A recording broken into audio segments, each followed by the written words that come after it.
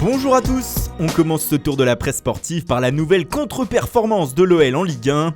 Les Lyonnais, après avoir mené 2-0, ont finalement été accrochés de partout par Strasbourg hier. Pour les dernières nouvelles d'Alsace, ce Racing a été renversant. Le journal écrit que les pensionnaires de la Méno ont quasiment assuré leur maintien, alors que Lyon de son côté a perdu de précieux points dans la course au podium.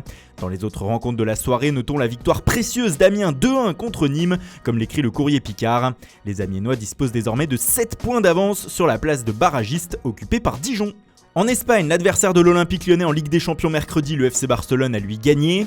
Les Blaugrana ont battu le Rayo Vallecano au Camp Nou 3-1 et pour le quotidien Sport, ils sont tous prêts pour l'affiche de la semaine prochaine. Même s'il faut quand même le dire, le Barça a tremblé en étant mené 1-0 avant de réagir par Piqué, Messi et Suarez. Pour Mundo Deportivo, les Catalans peuvent désormais laisser venir le Lyon mercredi après avoir fait le travail en Liga. Une mauvaise nouvelle cependant dans cette soirée, la blessure du champion du monde Ousmane Dembélé qui est très incertain pour le 8e de finale retour contre Lyon. Le Français est touché aux ischio-jambiers. En Italie, Christophe Piatek carbure toujours à plein régime. L'attaquant polonais arrivé cet hiver au Milan AC a encore marqué hier soir et ainsi donné la victoire aux Lombards sur la pelouse du Chievo Vérone 2-1. Le diable s'habille en Piatek, titre la Gazzetta dello Sport ce matin. Il faut dire que l'ancien joueur du Genoa est impressionnant depuis son arrivée à San Siro. Il en est désormais à 8 buts en 9 apparitions sous le maillot milanais. Direction l'Angleterre désormais avec la nouvelle défaite de Tottenham en Premier League. Les Spurs qui se sont qualifiés pour les quarts de finale de la Ligue des Champions cette semaine ont chuté 2-1 sur la pelouse de Southampton. L'édition football du Sunday Mirror ne s'y trompe pas d'ailleurs et s'exclame « Quelle différence en 4 jours lors de ces deux prestations des Spurs !» Un non-match des Londoniens qui a fait sortir de ses gonds le coach Mauricio Pochettino après la rencontre. Comme le rapporte le Daily Mail, l'Argentin a qualifié son équipe d'arrogante. Si vous voulez être un vrai concurrent pour le titre, nous ne pouvons pas arriver ici avec l'arrogance d'un quart de finaliste de la Ligue des Champions. Je suis tellement déçu, c'est de la complaisance et de l'arrogance, a-t-il lâché. Le tabloïd anglais revient aussi sur la victoire de Manchester City qui a battu Watford 3-1, le tout avec un grand Raheem Sterling, auteur d'un triplé.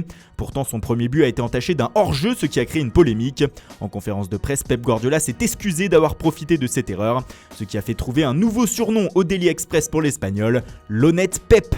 On reste en Angleterre avec l'édition sport du Sunday Mirror et selon le tabloïd anglais, Philippe Coutinho aurait fait un appel du pied à certains joueurs de Manchester United afin de rejoindre le club l'été prochain. Il aurait confié aux Espagnols du groupe mancunien qu'il avait du mal à s'intégrer en Catalogne et qu'il n'arrivait pas à reproduire le niveau de jeu qui était le sien à Liverpool, d'où l'idée d'un départ. Le Daily Express confirme cette information et indique qu'un transfert de 86 millions de livres, soit 99 millions d'euros, pourrait être envisagé. Coutinho a aussi avoué que la Premier League lui manquait, alors simple rumeur ou malaise plus profond? Et on termine par Presnel Kimpembe. Le champion du monde est revenu pour la chaîne YouTube Bro Stories sur l'élimination incroyable du Paris Saint-Germain mercredi contre Manchester United en 8e de finale de la Ligue des Champions. Le Français a tenté d'expliquer le fiasco et le scénario improbable de ce match. Je dirais qu'on a eu beaucoup de suffisance par rapport au match aller à Old Trafford.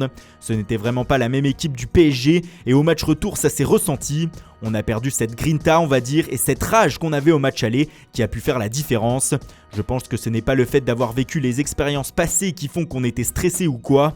Je pense que c'est vraiment par de la suffisance mais aussi parce qu'on a pris ce match à la légère. Je pense que ce sera vraiment une chose qui n'arrivera plus jamais. Avoir mal comme ça m'est trop arrivé. Pour moi ça suffit, je dis stop, a-t-il lâché. Avant d'enchaîner, mon ressenti depuis le match de mercredi, c'est beaucoup de déception, beaucoup de haine et forcément ça met encore en travers de la gorge tout comme les supporters et tout comme l'équipe. Pour pouvoir avaler ça, ça va être compliqué. Suffisant pour apaiser les supporters parisiens? Voilà, c'est tout pour aujourd'hui. Merci pour votre fidélité. Bonne journée à tous et rendez-vous dès demain matin pour une nouvelle revue de presse.